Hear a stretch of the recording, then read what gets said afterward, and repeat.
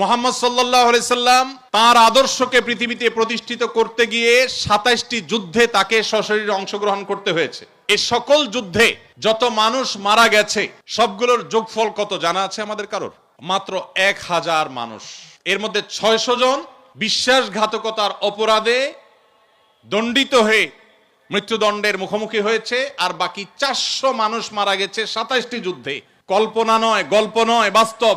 গোটা পৃথিবীতে ইসলামকে প্রতিষ্ঠা করতে গিয়ে মুহাম্মদ সাল্লাল্লাহু আলাইহি সাল্লাম ২৭টি যুদ্ধে অংশগ্রহণ করেছেন, সেখানে মানুষ মারা গেছে মাত্র ৪০০ মানুষের জীবনের বিনিময়ে গোটা বিশ্বে ইসলামকে প্রতিষ্ঠিত করেছেন মুহাম্মদ সাল্লাল্লাহু আলাইহি সাল্লাম। একটা ইউনিয়ন দখল করতে গিয়ে তো ৪০০ বেশি মানুষ মারা যায়। আজকের পৃথিবীর মানবতার সবক দেওয়া মানুষগুলো পাখির মতো মানুষ মেরে যেখানে সমান করে ফেলছে, সেই মানুষগুলোই আবার মুসলমানদেরকে বলে যে মুসলমানরা নাকি সন্ত্রাসী, মুসলমানরা নাকি পৃথিবীতে অশান্তি সৃষ্টি করছে।